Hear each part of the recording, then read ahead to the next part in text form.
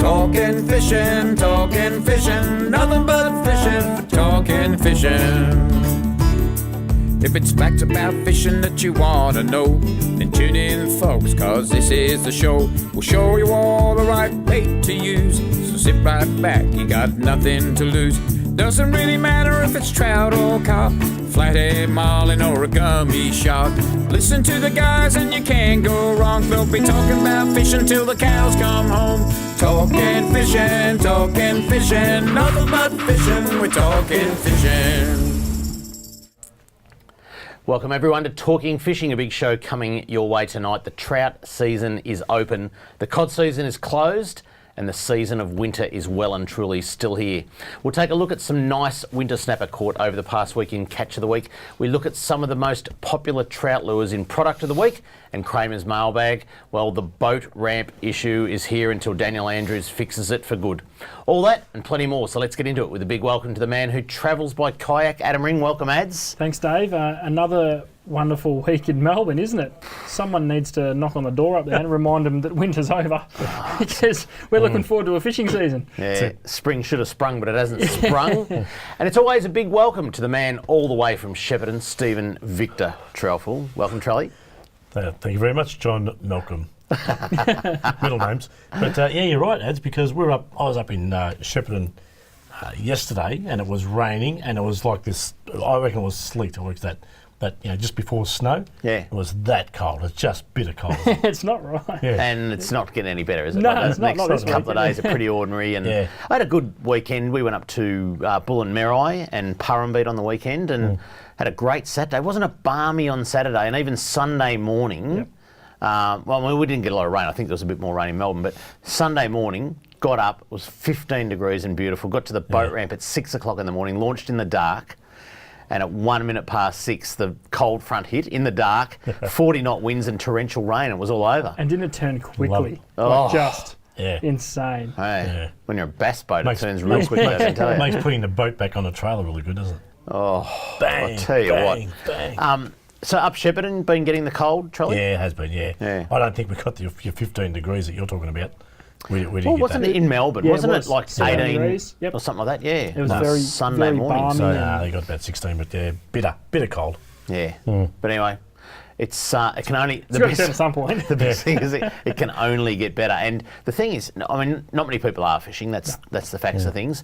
But you know, the fishing when you do get that break in the weather. I mean, some massive calamari being caught. Yeah, and the snapper have started to... Snapper have started their chew a little early bit. season. The water temperature is still very, very cold, as is the air temperature.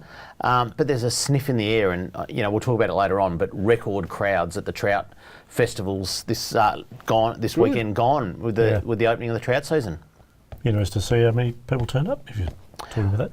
Well, we will talk about that. Okay. Yeah, won't give it away yet because we've got some nice pictures. But anyway, folks, let's have a look at what's been caught by the people at home. It's time for Catch of the Week. Catch of the Week, brought to you by Shimano, providing reliable, trustworthy, quality fishing gear for your enjoyment. And let's kick it off with some winter snapper, boys. Have a look at this. Brian Sanders got out with Pat Ellaby and headed to Eagle Rock, not the song by Mondo Rock. That's a nice snapper. Eagle Rock, but that is a great snapper. That's a cracker. Yeah, it's a beautiful snapper. So, Charlie, we're flying a bit blind tonight. For those people at home that are wondering what the joke's all about, we're flying blind. Can't see a thing that's going on. But anyway, let's keep going with the snapper. Lucy Dawson also got out from Coronella. Always a good spot this time of year in winter, boys, and a lovely 6.5 kilo snapper. Yeah. That's a big snapper, isn't it? Yeah, and it's good to hear fish coming from that way this early. Like I said, we generally see the top end, so the Eagle Rock report didn't really surprise us too much, but we're still probably on the earlier side to see big fish like that coming from Coronella, so that's only got to mean good things, doesn't it? Absolutely, another Western Port snapper. They're all coming from Western Port, boys. That's the thing. And I think one of the things with Western Port is there's always somewhere to hide from the wind. That's right. You know, whether you're on the east, west, north, south end of the port, there's always somewhere good to hide. But Darryl Wilson got a lovely snapper out of Western Port somewhere, and how big do you reckon that one is? Mate, we're flying blind. I've got no idea. But I can tell you about the next one. Mitchell Hatton. He got a lovely 4.7 kilos. That's 4.7 kilograms, Charlie. Have a look at that. The new That is a scale. beautul 4.7 kilo snapper. Top end of Western Yeah, Port. over 10 Mitchell pound. Hatton looks like he's in a tinny, doesn't it? It does. He's, he's fishing out of a tinny. Anyway, beautiful. Blue skies, Thanks. blue skies that day. Yeah, no, it's Blue skies. flat too. That's a lovely snapper. So there you go, some beautiful snapper. And I'm sure there's people fishing in Port Phillip Bay for snapper. Just haven't seen a lot of photos. But Yeah, and it is typical this time of year that Yeah. we do see the top end of Western Port particularly really outfish most other places going around. What's Still pilchard? Still just a... a lot of people are using Pilchard fresh bait? squid. They're Fresh going out on squid. the squid first. Okay, Yeah. yep. And using Yeah. those fresh baits, which certainly is an advantage this time of year. yeah, Yeah. definitely. Yep. Yeah. Definitely. Let's head to the western side of the state. In fact, just over the border, Port MacDonald is still producing some nice tuna, and Liam McKinnon landed this beautiful 100 kilo Have a look model. at the size of that. That's a nice tuna, isn't it, Hey? Charlie? That is that's a cracker. Yeah.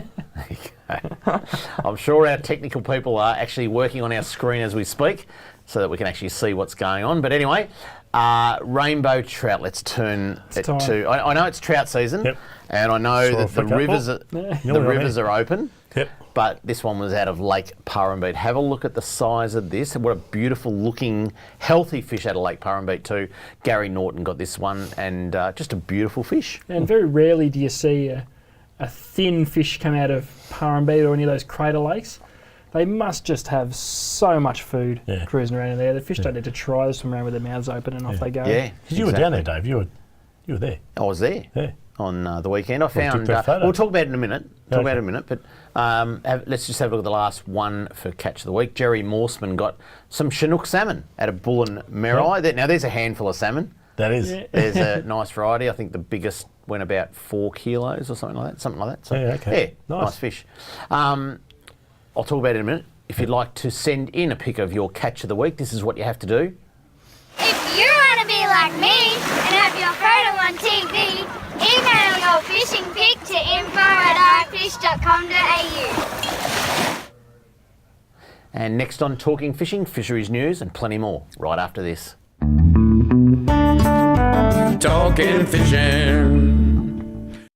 We know what you'd rather be doing.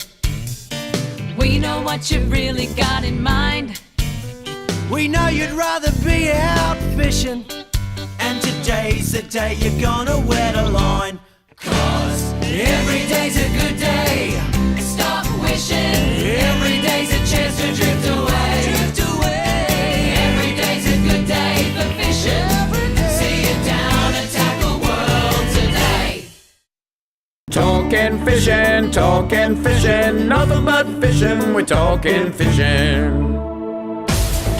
Live from the studios of Channel 31 Melbourne, it's now time for some very fishy news. And plenty of news this week, boys, so let's get into it. The first one is the Sandringham Anglers Club.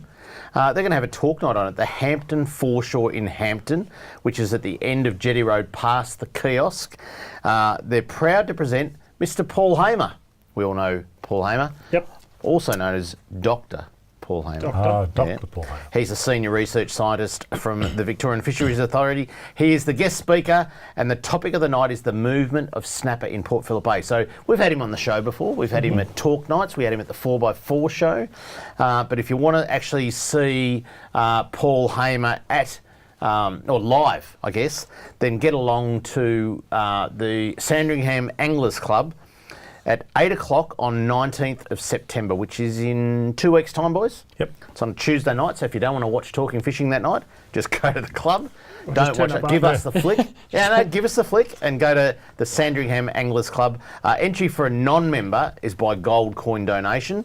So, Trelly, you'd put in $1. Most people would put $2. Wow. And nibbles and hot supper, a raffle and door prize, drinks at club prices, and you can even RSVP if you want.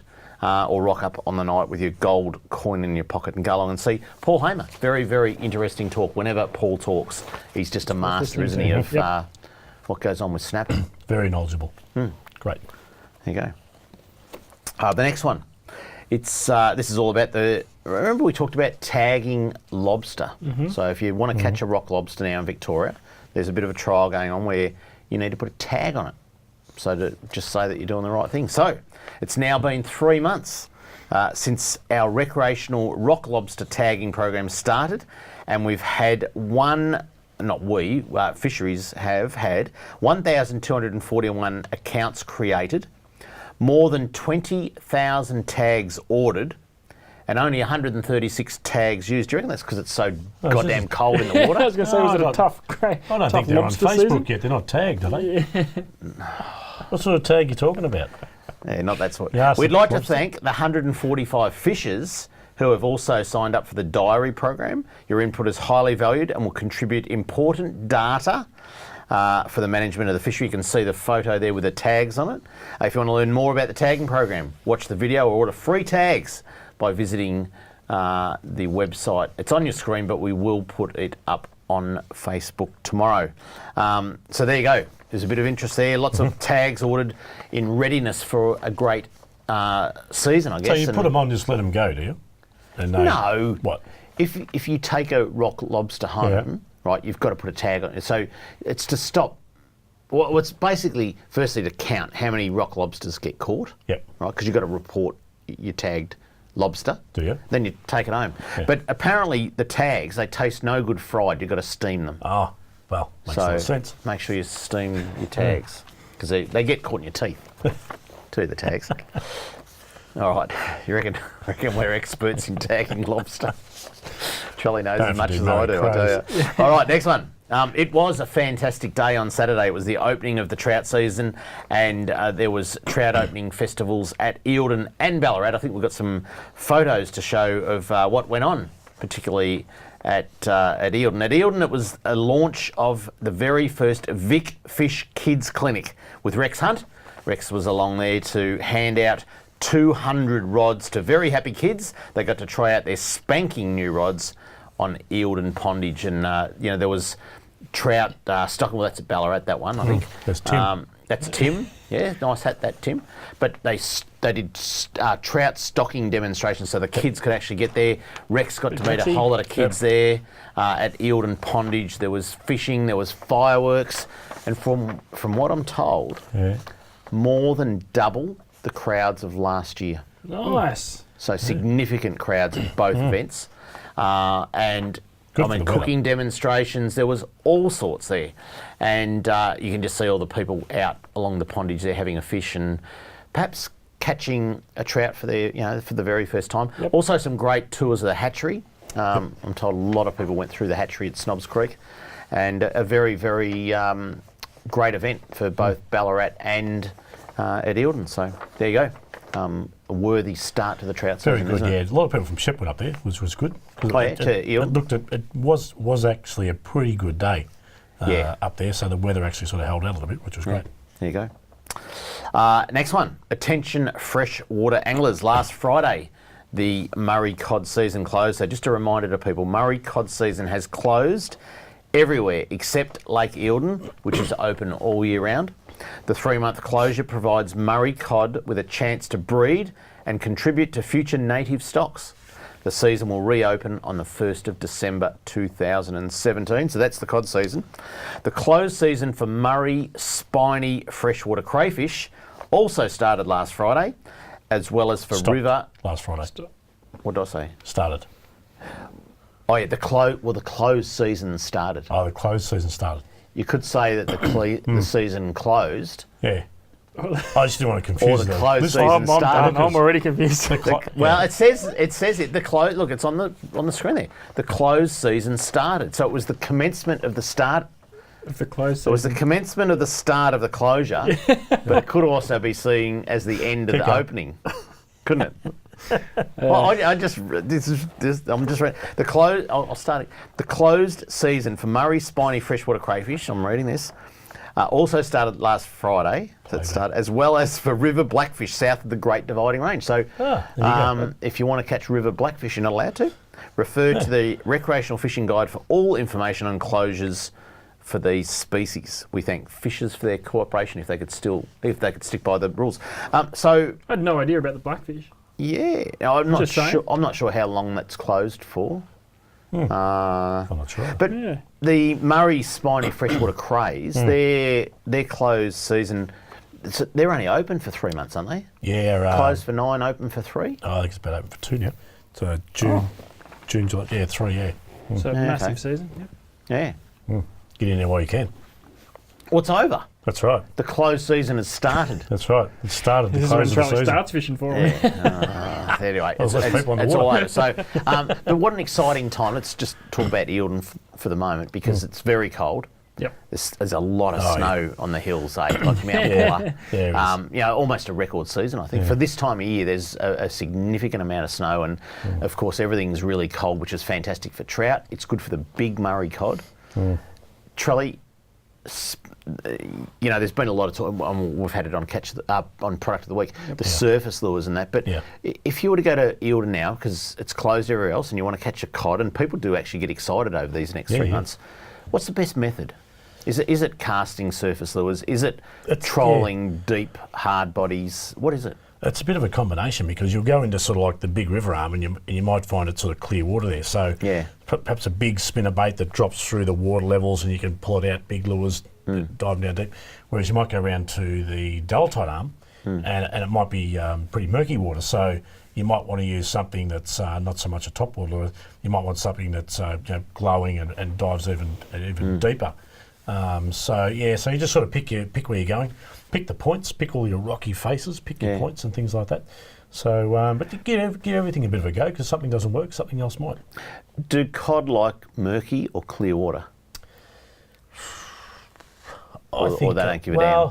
No, I think if you take like the Goulburn, it's generally reasonably murky. Yeah. But Eildon is a really clear sort of a waterway when it clears up. So therefore you're probably casting further away from your boat, looking at target areas or trolling that little bit further back from your boat to sort of distance yourself from what your gear. So there's not so much interruptions, perhaps even using electric motors as opposed to petrol fired ones, stuff like that. So There you go. Do you boys have a favourite fishing song?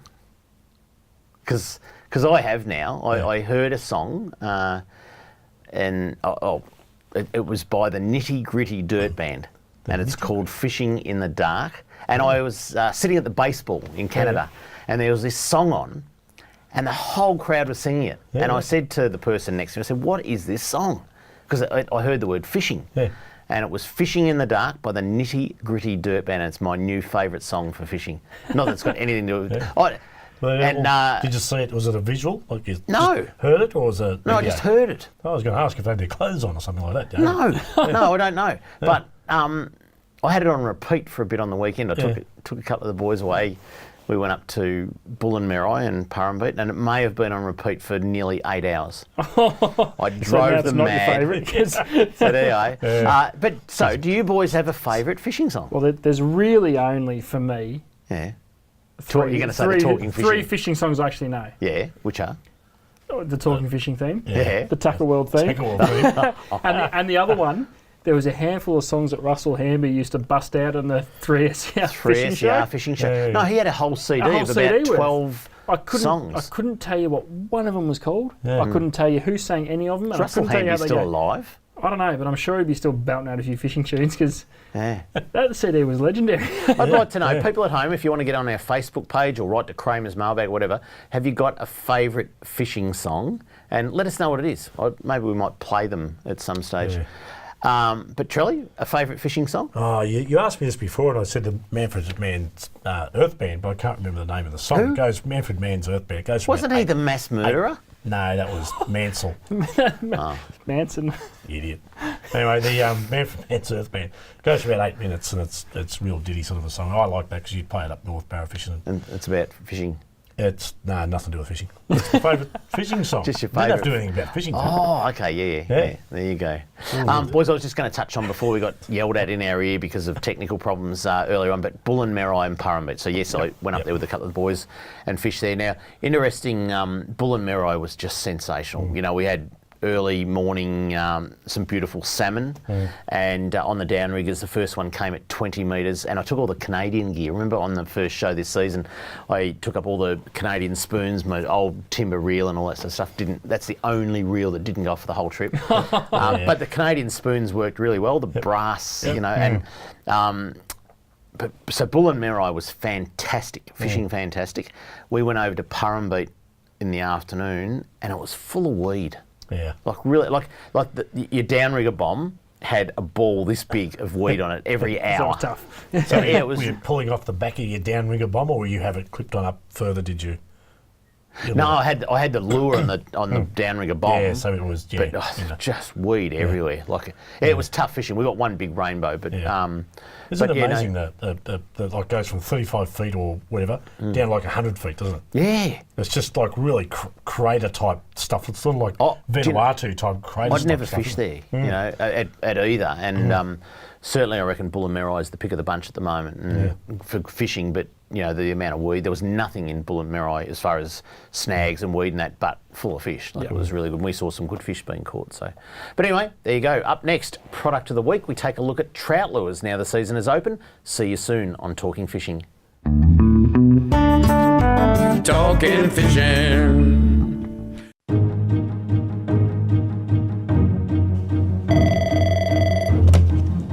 Good morning, spotters. Stephanie speaking.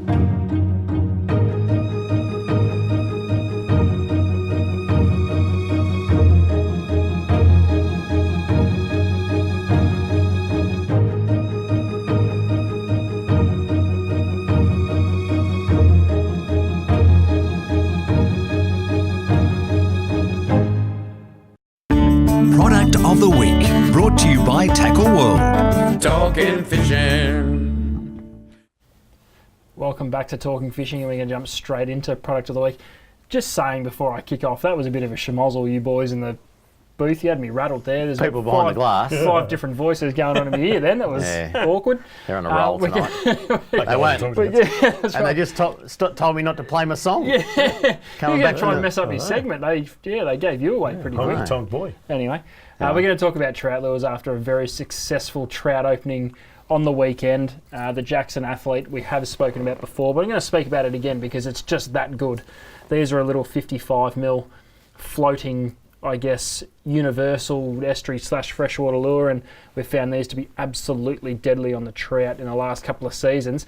Very hard to kind of show you a bit of colour, so I'll refer to your screen, but I think sticking to your natural patterns, there's a nice little dark trout pattern that I've got here for that murky water. Charlie, you've got the red one. Actually, I've got the little black one there. Yeah, I know. Look at that. They'd be the 3 picks, without a doubt. You've got your natural bait fish, your red, which for some reason trout absolutely love. Is that a Jackson Athlete shirt that you're wearing? Jackson, no, mate, this is just a real athlete shirt. Only athletes wear these shirts. But it matches you. Blind, is it? Yeah, no good. So that's the Jackson Athlete. You boys are on fire tonight. We're going to roll straight into another Jackson lure, which is my personal favourite, the Jackson Kamachi. Now, this is a little floating lure. Now, I've started with 2 small ones because this time of year the trout can get a little bit sluggish after let's face it, they've had a good couple of months, haven't they? Well, yeah, without us chasing them. A bit like you and Mary on a cruise. That's right. Isn't it? Yeah. So, filled up. The 2 colours you see on the screen there, you pick, there's a natural trout colour there. And then your little, I guess, almost your redfin coloration, that golden green. Absolutely work a treat. So the Jackson Kamachi, if you haven't got a couple of them, get them in the tackle box. Because Do you know, especially around Nuji, these are an absolute cracker. The Nuji Kamachi. Yeah, as my old mate used to call them. Careful you say that. The Kim Wasabi, he used to call them. Do you guys know what Kamachi means in Japan? No. Japanese? Neither do I. No. Just Moving right along. I was just checking whether you knew. The pins minnow. Oh, yeah. Now, the pins minnow's been a staple. And Dave, I know you've flicked a few of these around. Particularly in the 70 mil. I was going to say, I've decided to up it to the 70 mil. Now, the reason for the 70 mil, there might be still a few trout trying to do their thing. So a little bit bigger lures in some of those shallower streams can really indicate and really get that reaction bite happening. So 70 mil pins, I know Dave, you'll be buying a few to get amongst that. Absolutely. How do they swim as opposed to, how do they swim in slow water as opposed to fast water? They do both jobs? No, not really. Okay. And I'll get to reasons why in a minute. Who are they made by? Do that. They're the Yozuri pins minnow. Do you know what Yozuri means in Japanese? Let me No guess, you idea. don't No, either. I don't know either. No, I'll find that out for you next week. Yeah. It's something a little bit different from Rapala. These are their jointed minnows, which don't get a lot of airplay, but once you see these in the water, they are unbelievable. Crackers. So again, you can fish them exactly the same way as you do your other lures, but slow rolling, definitely the way to go, and they get that real snake-like action through They are the water. smoking, aren't they? They are cool. So They they're the are, little 7 centimetre jointed Rapalas. Yep. And they do swim in fast water. They do swim in fast water. The issue you get with fast water and hard bodies is, especially if you're casting up against the current, they basically get swamped. There's not much they can do. They need water pressure pushing against the bib to work. Oh, yeah. Whereas this, you've actually got the little tail end too. So Yeah. they're great. Dave, Adam. You listen to Dave. Yeah.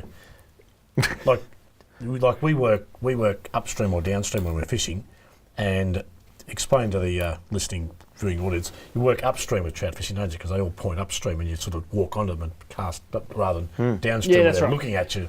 Yeah, exactly. And 100 yards away. you don't want to be giving yourself away before you actually get to them. So Do you know why trout face upstream? Because they can't face downstream and swim backwards. I was just checking whether you knew. before you boys get completely Yeah, out of yeah. control, this is another. We got the squidgy 50mm fish. Now I've thrown a plastic in there because these will be the most universal trout lure that you'll ever buy, because you can chuck them into the fast running water. That tail's going to be working the whole time. You can fish them weightless, you can fish them with a bit of weight and just fish the deep pools. Very, very universal, and always worth having a couple of packets because they're not very expensive. You get plenty of lures in the pack, and there's plenty of different colours there. I've just grabbed one of everything because they all work, but you'll definitely see the standouts. But always having a plastic, £4 litre. there you go, as light as you can physically Light get as your away head with the could trout. carry you, hey? Yep. I wouldn't say plastic's over popular with trout, but it's certainly starting to grow, They isn't should it? be, yeah. And I think pure and simply only because a lot of exploration's going on these days. People are getting into bits of river that haven't been fished, and generally a lot of those parts can be very fast running water, very shallow, and you end up wasting a lot of time casting at nothing, because generally with a hard body you need to identify those pools, because in order to get the action proper coming out of that run, the run basically sweeps the lure down with no action at all, and you start working as soon as you come off the run into the deep water, whereas a soft plastic allows you to fish that really shallow fast running water where we all know trout love it. They're going to be up in that water. It just gives us a fish catching option the whole way. So if you're going to do all the miles to get into these crazy little parts of rivers that don't get fished, you may as well fish every single bit of water But there and about. floating or sinking, your preference? My preference is floating, pure and simply Mine too, because of that shallow water thing. If you hit a rock, you can pause it, up she comes. No, if you mark a cast up too, you got a big ball of line, you can actually get away with it before your lure sinks to the bottom. Yeah, It stays true. up. Yeah. But True. the plastics I would use lake fishing more than as opposed to probably shallow stream fishing. Yep. Stream, yeah. I'd use a plastic in lake fishing because you tend to be able to work it a little bit better. I know Tom Hughes, the producer at iFish, he fished the Goulburn on the weekend and said there was plenty of trout. He was sight fishing for them using the Jackson Athlete, and had a great day out at the Goulburn River. He said the Goulburn was running quite clear on the weekend trolley. So they would have regulated that floater quite slow, I would have thought, for the opening trout season, wouldn't they? Oh, look, I'm not too sure how they regulate it, but they probably would. But just coming across it, coming down to Melbourne when I come down, at Seymour there, it has been running pretty clear. Probably a little bit dirtier today when I come down, but it has been running pretty clear, which is an indication from basically the wall down. Yeah. Are you getting all this rain the last couple of days up Yeah, we are. the Yeah, other side of the divide? yeah. It's good. Like farmers, and this time of year, it's good. So We must do a check-in next week of like places like Tolondo. In fact, we might do a bit of a whip around some of the most popular lakes next week, eh? I think Hilton's at 70% at the moment. Is it? Yeah, so we're sort of. I think they're probably bordering on that, releasing some water, because if they get too much rain, it's going to flow over the top. Yeah. So and it'd be interesting, like you say, with Tolondo and those other lakes, to see what percentages. Yeah.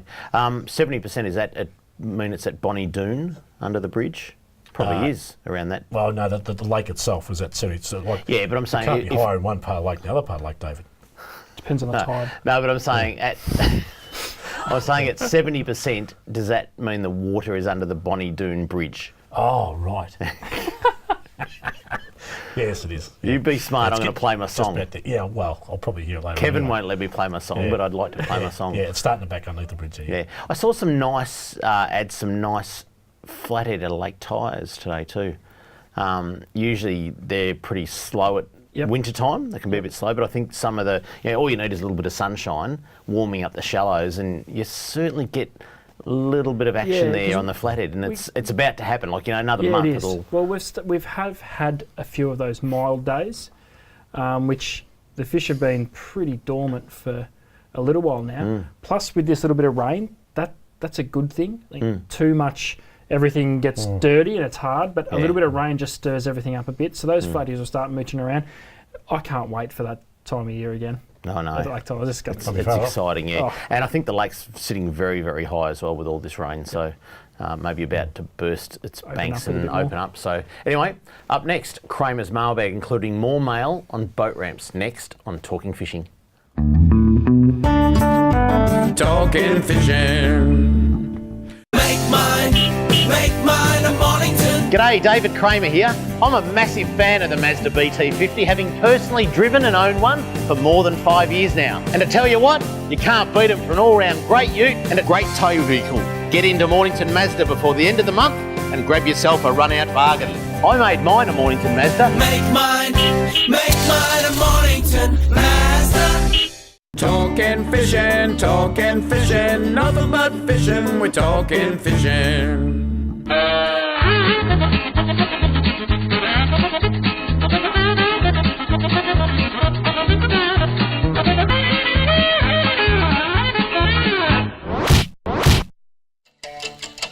This is it, boys. No, I'm just... Is it what? This is the song. This is your fishing song? Yeah. I've got it on my phone now. I don't think I've heard anything about fishing. I just said Fishing in the Dark. It's a grouse song. Nitty Gritty Dirt Band. I'm not feeling it. Try saying that after a few red wines anyway. I'm not feeling it. That's good. Nitty Gritty Dirt Band. Great fishing song. Get on it. Get on it, people. Nitty Gritty Dirt Band. Moving on. Kramer's mailbag. This one is from Helen Semester. Has got to be the greatest secretary of any angling club in Australia. She's the secretary of the Keysborough Angling Club, and you just get great reports. Helen is active, she's putting it out there, and anyway, Helen writes, "Hi everyone. Over the weekend, and we'll get some photos for this. This is what the Keysborough Angling Club do every year. The members of the Keysy Anglers went to Thornton for the trout opening. 21 members fished at Goulburn and Acheron Rivers on Saturday. 41 fish were brought back to the scales for a weight of 13.25 kilos, and on Sunday another 20 were brought back, total weight 4.65 kilos. Over the past few years, the Goulburn has proven to be the better river for us. However, this year the Acheron provided good quality fish. Overall, 42 brown trout, 18 rainbow, 1 redfin were caught. Good catches included 7 brown and 1 redfin for 2 kilos by Jack Jacobson. Rob Joinson got 5 brown and 2 rainbows, and Dave Jacobson 3 brown and 4 rainbows. The heaviest fish for the weekend was a rainbow trout weighing 1.076 kilos, and it was caught from the Acheron by Terry Quirk. Good to see that some clubs still kill fish. Yeah. Yeah. Well, and they go out and they celebrate trout opening, which is a great thing. So the next one, boys. Now, this is actually a postcard sent. Phillip Island? Sure that's from the island. Yeah, could be. Oh, anyway, this came in the mail. It's the Blue Rose Penguin. No good deed. Written in very, I don't know, you probably can't see that, but anyway, no, you can't see that. Very old, looks like, the old pen that you dip in the ink. It's a fairy penguin. It may be from someone called How's he going to vote? Edith. But it says here, yes. Yes, he is. What? No, I just asked you how the fairy penguin's going to vote, and you answered me. Fairy penguin probably will vote yes. I tell you, I won't be talking to him for the rest of the night. Yes, this is what someone wrote on behalf of Edith, I think. Yes, let's get rid of, do away with local councils. They are becoming a pest. Thank you for bringing it to Edith's attention, and she has not even a boat. Ah, see, that's a problem. Anyway, someone wrote that in, very nice It writing. should be on their, when they go for council, it should be on their thing. They should, when they say. They I actually should think go vote. Edith Or may not. be the former mayor of the Hobsons Bay. Anyway, I'm not sure. Radio Someone's. station. No, the council. The ones that Oh, The warmies. I was that are gonna making call it $80 per Launch. park, and there's only 3 car parks, and then you get fined if you don't park in one of the that's 3. Next one, Come on. Andrew writes to us. He says, "G'day, David and boys. I'm fairly new to the fishing scene and have recently invested in a couple of good quality Shimano reels. My question is, what do you use to clean them with? Is there any spray-on stuff you recommend? I have used WD-40 in the past, and I'm told it's no good for reels. I thought I have heard Adam say use Inox. Ads? Correct. What do you reckon? Yep, definitely Inox. It's made for that marine type Yep. use, and it won't deteriorate your line either. Yeah. Or take So, yeah, Renovatum Inox. and you'll clean them for nothing. Hey. Yeah, we've got plenty of Inox at the shop. I wouldn't use WD-40, that's messy. Yeah, It is a bit it can eat away at the smell. grease and bits Yeah. and pieces as Put well. on your too, barley so- grubs, but not on your reel. Yeah, You put it on your barley grubs, Yeah, absolutely. Yeah. lube them up Yeah, before doing what with them? fishing with them. Cod love them. Yeah, apparently With so. WD-40 on Yeah, it? Really? yeah. There you go. Inox, definitely. All And right, I'll- next one. This is from Neil. Neil writes, great show last night. Well, that would have been last week. Just something I wanted to bring to your attention in regards to the Hobsons Bay ramp. Just for a different subject. Daniel starting. Andrews has got to fix this. When a yearly pass is purchased from the Hobsons Bay City Council, it allows you to use both the Warmies and Altona launching facilities, as they are covered by the same council rat bags. It says that here, rat bags. Parking is also an issue at Altona, especially during snapper season, and they also dish out the $75 fines at Altona as well. I had a friend of mine that was working at the council a couple of years ago, and he told, well, that'd be a lie, because no one works there. Like, they attend, don't they? No, they're pretty good at writing fines. Probably half of them. Yeah, okay. Yeah. Well, this guy worked there a couple of years ago, and he told me that they allocate overtime on the weekends during peak season purely to drive backwards and forwards between the Altona and Williamstown ramps to dish out fines for people not parking in designated areas, for boaters, and people not buying a ticket to use the hard-to-come-by parking. The Williamstown ramp has a grassed area nearby which unsuspecting people park there. They park their cars and trailers when the car park is full, only to return to a fine. What Neil finds disgusting, right? He finds this disgusting. This is serious. Is that when it's not peak fishing season, people watching a lacrosse game in the area park their cars on the grassed area, and they don't receive fines like the boaters do. What's lacrosse? That's an issue. That game is stick and a little net. Net on the end of the stick, That's sort of like we do with a stick and a net when we Right. go to the boat, but they do it on like a hockey field. and they chuck a ball. Like Throw the ball, croquet. catch it. Yeah. No, nothing like croquet. Well, knitting. That's crochet, you idiot. It's No, when so you do so it. the people are allowed to park on the grass. Thanks, Neil, for this. That's an issue. So they're allowed to park on the grass. They don't get a fine if they want to watch lacrosse or crochet or whatever. Probably councillors probably play crochet or lacrosse or whatever it is. The councillors play Yeah, I reckon. lacrosse. We should park in Lacrosse. the council car parking area with your boat. With your boat trailer. All right. Anyway, thanks Neil for that. Love mail about the Hobsons Bay They're a City shambles. Council. Anyway, next one. This was from Mark. Mark writes to us, can you please mention on your show as to why the Swan Bay boat ramp has not been upgraded to today's standards, and why in front of the ramp hasn't been dredged to a respectable depth? That's because no one cares, Mark.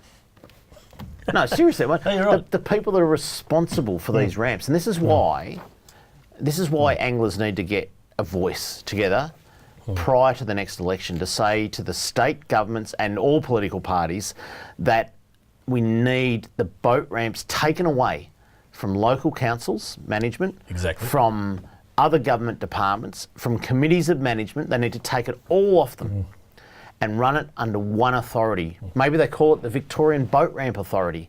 It might come under fisheries, or it might come under the Port of Melbourne or whatever. But but it's got to be a standalone authority that then takes care and takes ownership of all boat ramps in Victoria. They also need to abolish the ridiculous fees that we pay, and we might actually have a chance at catching up the other states of Australia if that happens. And maximise their car parks, because they put all these obstructions in there and signs and things, and just only the smart people apply for that position. Thanks. The what? The position you were just talking about, if there's a position made. Oh, as in the boat ramp authority? Yeah. Yeah. Oh, it needs to change. Anyway, if you'd like to write into Kramer's mailbag, this is what you do. Send your mail to Kramer's Mailbag, PO Box 734, Patterson Lakes, Victoria 3197, or email kramer@ifish.com.au. There you go. Plenty of mail. It'll just keep coming. Now we've started the ball rolling. Yeah. It'll just keep coming. But anyway, something may be done at some stage. So, boys, record numbers of trout being stocked. I saw some mail today about all the kids or the family fishing lakes all about to be stocked within the next 2 weeks because the school holidays is coming up. It's just a great thing for Victorians. So mums and dads, I know the weather is just atrocious out there tonight as we were driving into the studio, but in the next few weeks they need to get the kids' rods out, get them dusted off, get them ready, because most lakes in little impoundments in the in the residential areas like Casey Fields and like Carcarook and places like that all get between 500 and probably 2,000 rainbow trout. And it's only a couple of weeks, isn't it, Dave? About 2 weeks away, I think. School holidays? Yeah, about 2 weeks away. So mums and dads, get your kids ready to go fishing for trout. Coming up next, this week's Hotspots. We'll be back shortly on Talking Fishing. Talking fishing. G'day, Callan here from Paul Worsland's Tackle World Cranbourne. Supercharged batteries have been supplying maintenance-free marine batteries since 2001. The Seamaster Gold range is second to none, delivering superior starting power and reserve capacity. No need to top up with water, truly a fit and forget battery. With up to 2 years replacement warranty, you know you have quality. Your battery is your lifeline. Without it, you're dead in the water because it's bloody hard to push start. I've got a Seamaster battery in my boat. Make yours a Seamaster Gold today. Talking fishing, nothing but fishing, we're talking fishing. And now the segment you've all been waiting for. Hotspots, brought to you by Seamaster Batteries. Make yours a Seamaster Gold today. And there's no better place to be in this cold weather if you're a fish as the number one hotspot for the week. Boys, can you guess what it is? I get it. Even the snapper in Port Phillip Bay got scarves and beanies on tonight. It's that damn cold out there. Something to do with somewhere warm? Yeah, the warmies. Yeah. Let's go to hotspot number one, the warmies. We were talking about on the weekend, a few of the boys as we went away fishing, that at this time of year, it's a cracker time of year because those fish are sniffing out a bit of warmer water. And they do head up in Western Port. They're up the top end because it's a little bit warmer than where all the fresh water's flowing in and out. And in Port Phillip, it's the same thing. It's a little bit warmer up there. Then they sniff this real warm patch. It's like someone did a wee in the pool, Charlie, when you were a kid. And you'd probably go to that, or you cause that anyway. But the warmies, number one, snapper, get on it. Good land-based fishing there, isn't it? Yep, definitely. And you'll get those schools of tailor pushing up in there too, so you can catch your fresh bait while you're there too. Exactly. And, I'd be going there for sure. Now, as the second hotspot for this week, it's brilliant to fish on these very windy days, particularly if there's a bit of west in the wind. Yep. Because the rocks are being smashed. But Mornington through to Mount Martha, land-based snapper fishing. Tell us about it. Yeah, my big tip is the next month we're going to see a lot of big snapper if these westerlies hold up. We'll have a cracker land-based snapper fishery over the next probably month and a half, 2 months. We've already seen a couple of small fish come from the pier, so they're definitely well and truly out. It's just the hard part's wrapping your head around it because the filthier the weather, the better the fishing. There's almost no point going on a calm day because it just doesn't happen. The snapper love those, all the food that gets smashed up with the turbulence around the rocks and those waves really hitting the rocks, moving a lot of stuff under the pier. Those snapper get really fired up. How do you rig for them? Well, it depends on just how rough it is. You basically fish the same way as you would off a surf beach almost. You know, Okay. grappling sinker if there's a lot of turbulence and you need to hold. Yep. But generally, a lot of the places you're fishing are quite snaggy anyway. Yep. So the reason they go for those grappling sinkers is because the point is to get them snagged And running your bait above the sinker? above the sinker. So Yeah. you're keeping your bait just above, I guess, that rocky bottom. 20, 30 centimetre to half a metre. Yeah, well, depending on where you go, some of those Yeah. gutters can get quite deep. But I think the biggest key is fishing winter-style snapper baits. Forget your pilchards and forget your fragile stuff because You're going to get smashed it's about. going to get smashed about. And those close inshore areas, there's a lot of pickers with the toadies and the pinkies and bits and pieces. So squid, octopus has been a huge one. What are you laughing at, Charlie? Nothing. Pickers. No. You're thinking of something funny, I can tell. Yeah, no, I was, sorry.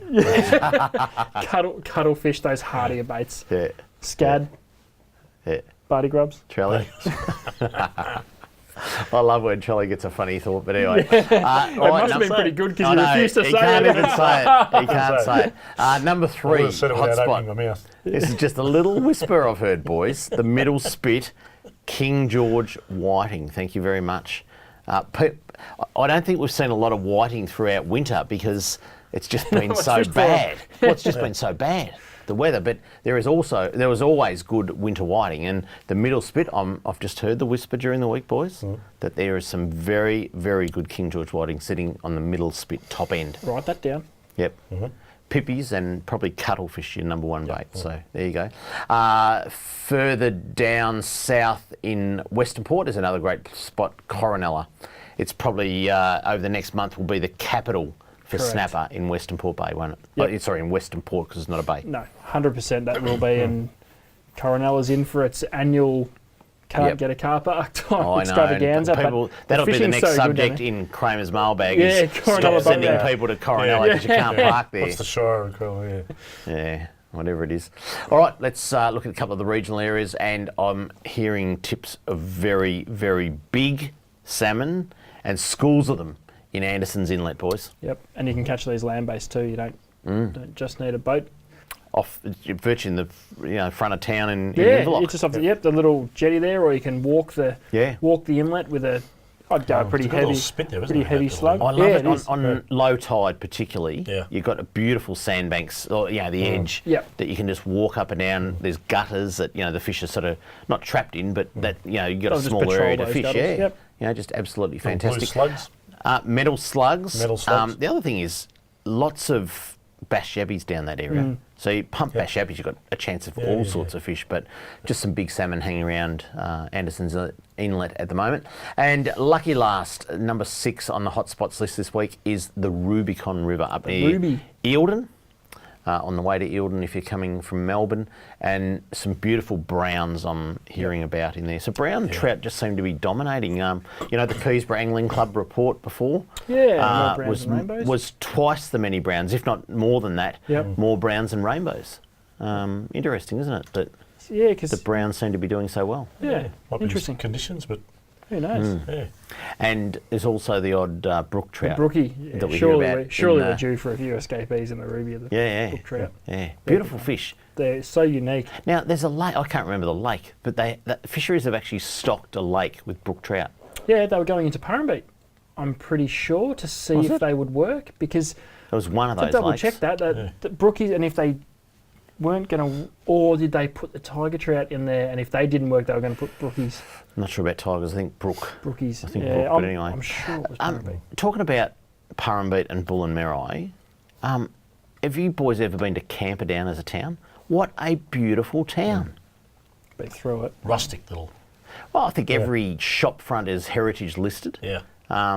We went to 2 pubs while we were there, Yep. and both only were 2? fantastic. Yeah, Yep. were fantastic counter meals, beers on tap, like just a country atmosphere. Yeah. Just old school. Go down the pub, have a counter lunch or a counter tea or whatever, and just a beautiful town. It's funny, on the Saturday morning we went and got a coffee at the bakery on the way out, as you do, out to the lake. Sunday morning, slept in, no coffee. There's no bakeries open. no rules No like that. bakeries open on a Sunday. Especially in the winter. Yeah. But Yeah. a fantastic little town. Yeah. Talking about stocking trout, Colac. That was one that was sort of off the Oh, radar, didn't it, wasn't it? Yeah, we Sort of off the radar, and then we sort of drove got a through dump of trout Colac. in, didn't it? Yeah. Yeah, was it Bolac or Colac?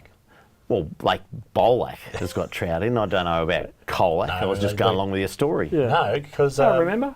Travis was here last week. Yeah. Remember, he said that Lake Colac got Well, a you dump of actually trout. remember what happened a week ago. Well, I do, because I think he read the card as Bolac and said he got to Colac and didn't want to go any further. It looked close enough as on the he dumped him into Colac.